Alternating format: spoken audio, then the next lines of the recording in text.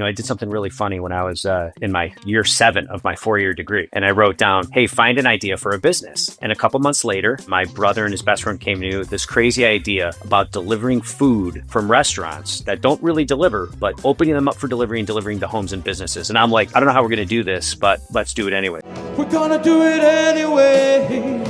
So just think Uber Eats, DoorDash. This was pre-internet and pre-mobile phones. So make a long story short, we're growing the business. And along the way, I'm realizing while we have a great culture because we came from the hospitality industry and, we really cared for our customers. We really cared for our people, focused on developing them. We just didn't have the other side of it, which was more of the process around how to run a business. In fact, you could say that I didn't have the process of how to be a CEO. I don't know what I'm doing.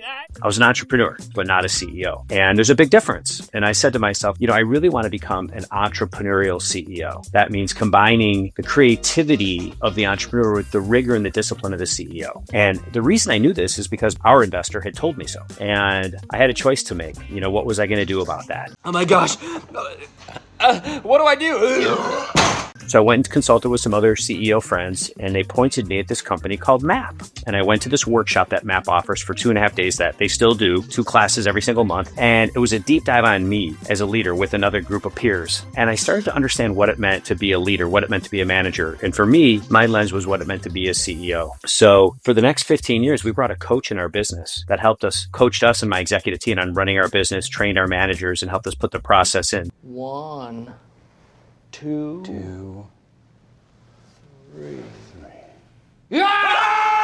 So that's where it came from. And over 15 years, we bought 10 companies, integrated them, and then eventually sold the whole thing to Grubhub about 10 years ago in 2015 when they had started to compete with DoorDash. So Grubhub was public, DoorDash was coming in with venture capital, it was a war, and they bought us to try to help them. So they took all 500 of our people. That's where it all began. And so after we sold the business and my wife told me to get out of the house, And stand!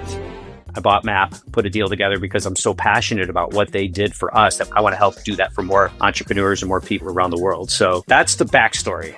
Such a cool story. And I love that you had the distinction between CEO and entrepreneur.